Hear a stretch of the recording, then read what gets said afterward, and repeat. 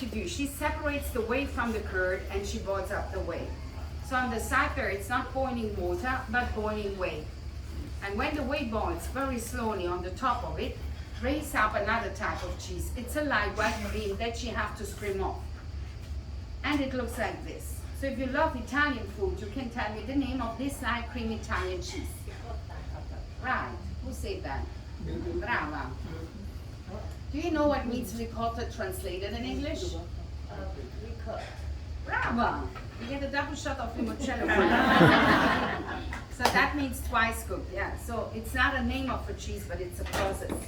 Because the whey have to be boiled up all the time and all the time raise that cream on the top. And it's light because the fat is in the curd. But it's full of protein.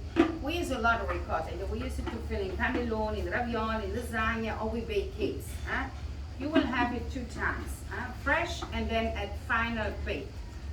Yeah, but there's now a second reason why she had to boil it. She used it again. She makes the whey again in the curd, so that now the curd changed the consistency with the heat and with the work of her hands. And believe me, it's really hot. And this is naturally an old way here to show you. In the past, every farmer lady did this in this way, but now it's rare to find ladies like Maria in the farm who spend the time to make it.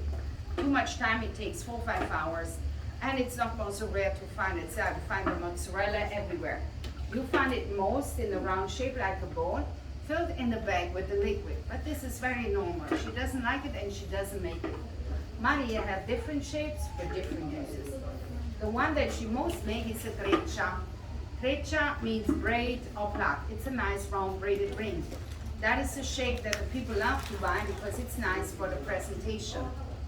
You have first enjoyed to see and then you enjoy to eat. That's why she braided. It's a word that she have learned from the mother. Maria is the 3rd generation of her family. She was 16 when she started to learn how to make a cheese, and she makes the cheese since she was 16. Now she's 35. And it's not showtime here. This is a real story. Yeah? This is a not mozzarella moment.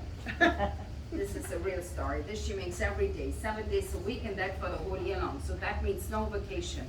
Sometimes she said to me, Rosa, I make this 8 times in the week because I dream in the night about it. Especially in the summer, because this is nice to make it when it's cold, but not now. Now it's hot.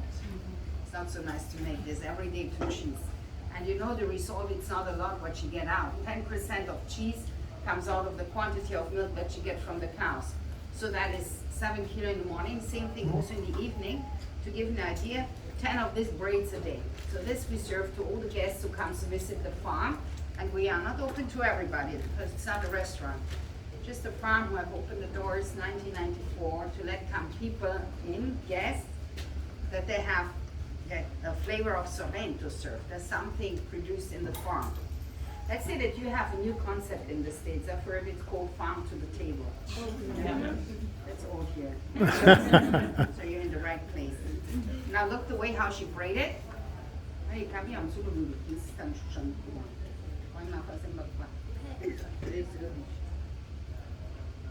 Look Maria's hands, so you can imagine how hot is the way in the bowl.